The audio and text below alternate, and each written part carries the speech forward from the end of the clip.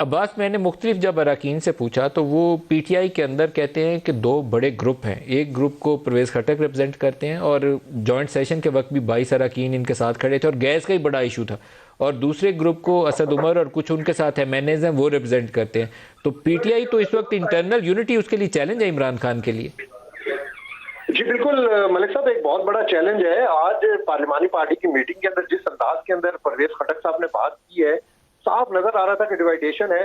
और मेरे जो सोर्सेज हैं वो ये बताते हैं कि कल जो आईएसआई हेडक्वार्टर का दौरा था उसमें भी परवेज खटक साहब इनवाइटेड नहीं थे। डिफेंस मिनिस्टर का वहां पे होना बहुत जरूरी था, ये भी एक पॉइंट ऑफ व्यू था। और उससे पहले भी जो 2-3 मीटिंग्स थी, जो बड़ी मीटिंग्स थी पीएम हाउस के अंदर, उसमें भी खटक साहब गायब थे। तो आज खटक साहब जब अचानक आए, लेकिन उससे पहले वो कहते रहे कि बीमार है।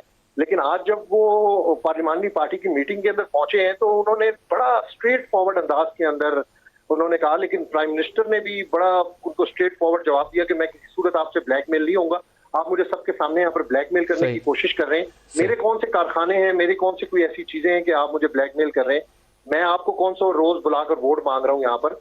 तो एक अच्छी खासी गर्मा गर्मी हुई, जिसको पीटीआई की लीडरशिप ने 15 मिनट बाद फौरन ही उसका डिनायल दे दिया। और वजीर आजम चैम्बर के बाहर हम खड़े थे तो परवेज खटक साहब को मुराद सईद और शहबाज गिल साहब लाए बात करने के लिए, लेकर आए क्या इसकी वजाहत कर दे ताकि थोड़ा मामला मीडिया पे ठंडा हो जाए।